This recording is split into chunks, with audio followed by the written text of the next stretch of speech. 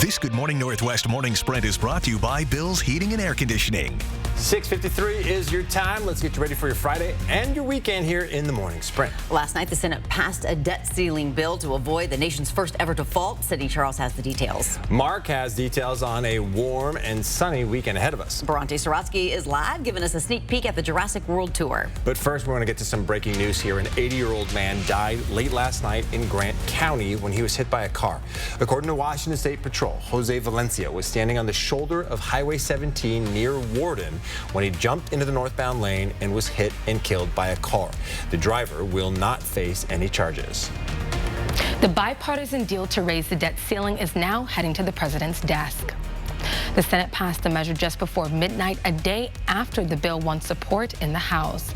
In a statement, President Biden thanked Senate leaders for quickly passing the bill and adding no one gets everything they want in a negotiation, and calling the bipartisan agreement a big win for our economy and the American people. The deal suspends the debt ceiling until January 2025, pulls back billions in COVID and IRS funding, and preserves programs including Social Security and veterans benefits. Live coverage on the debt ceiling deal is coming up next on Good Morning America. All right, good morning, everyone. In our First Alert Weather, and that First Alert Weather app still very valid, even with the hot temperatures. 79 our high today. In Coeur d'Alene, you're going to be at 78 degrees. We're going to have sun, a few clouds. That forecast radar. Yeah, if you're heading over into Montana, get ready for wet weather, cloudy conditions into parts of North Idaho as you cross into Kellogg and up through Lookout Pass. Our weather today is going to be 79 for the high, happening around 4 o'clock. It's looking pretty nice. After evading treatment for more than a year, a Tacoma woman with tuberculosis is now in police custody. She was detained at her home and booked into a negative pressure room at the Pierce County Jail. A room is set up for isolation and treatment. It's because of the risk of her potentially drug-resistant TB could pose to others. A judge first ordered she be detained in January of last year and issued a civil arrest warrant in March. Then in April, he found her in contempt of court after refusing treatment.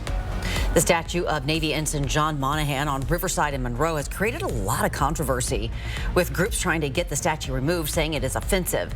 Now the city of Spokane is a step closer to finalizing a process to get that done.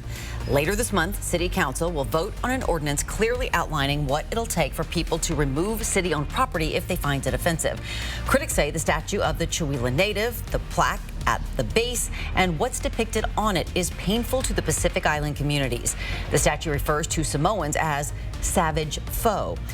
The ordinance will go before the City Council June 26th. Spokane County Medical Examiner says a former Spokane deputy who once ran for sheriff died from natural causes. The examiner says Craig Chamberlain's death was caused by hypertensive cardiovascular disease.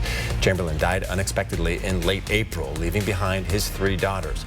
He worked for the Spokane County Sheriff's Office for 25 years, becoming the face of the department as the public information officer known as Deputy Craig.